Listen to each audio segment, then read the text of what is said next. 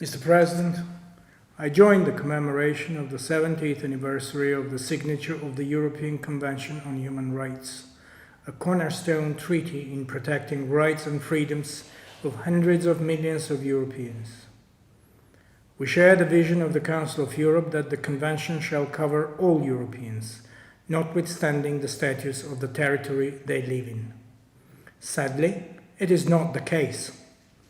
In late September, Azerbaijan launched a large-scale aggression against Nagorno-Karabakh with the direct involvement of Turkey and foreign terrorist fighters, resorting to violations of the international humanitarian law aimed at annihilating the indigenous people of Artsakh. The deployment by Turkey of terrorist fighters to Azerbaijan is in violation of at least 3 Council of Europe treaties to which both states are parties. Tens of thousands have now been displaced. Children, women, elderly, people with disabilities, their houses, infrastructure, religious sites destroyed. The ill treatment and execution of prisoners of war by Azerbaijani armed forces and its terrorist allies constitute serious war crimes. This was acknowledged by the United Nations High Commissioner for Human Rights, who expressed serious concerns on summary execution of Armenian prisoners of war by Azerbaijani troops. Furthermore, Azerbaijani armed forces set on fire forests with the use of white phosphorus, contradicting our recent efforts related to environment and human rights. There is a humanitarian crisis in Artsakh, just as the Secretary General warned. We shared her assessments, just as we agreed with the positions of the Commissioner for Human Rights and the Parliamentary Assembly of the Council of Europe. We agreed that ceasefire needs to be reached. We tried a few times, but Azerbaijan broke it. We agreed that hate speech should be abandoned, but we have been living with anti-Armenian hate speech in 2 of our neighbors for decades. It is well reflected in the monitoring reports of the Council of Europe. We agree with the need to allow journalists to cover the war on the ground. We have accredited hundreds of journalists, international journalists who went and saw the destruction, the humanitarian catastrophe. Some of them were deliberately targeted by Azerbaijan. Indeed, we agree with your assessments, with your statements. But statements are no longer enough.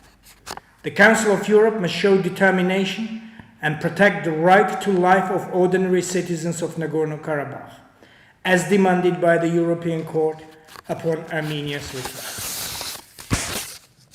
Measures must be imposed on Turkey so that it refrains from actions contributing to breaches of convention rights of civilians in Artsakh, as again was indicated by the European Court.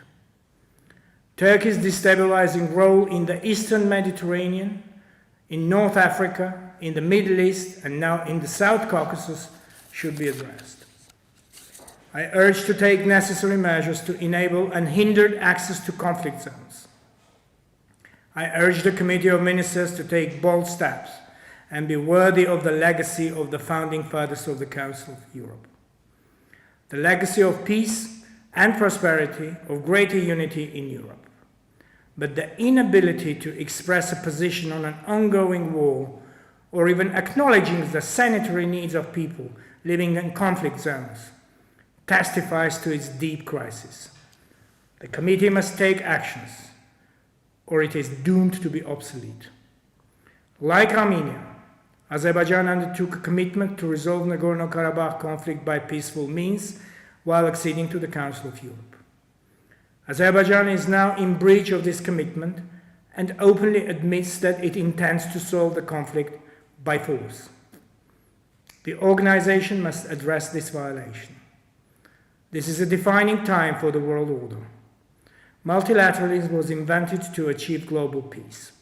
Today, multilateralism is in crisis. Its future depends on greater unity of each individual state, and that is the aim of the Council of Europe. We all have our share of responsibility to this end, and we must act soon. The opposite is a crisis, a moral crisis and a crisis of values for the Council of Europe. Thank you.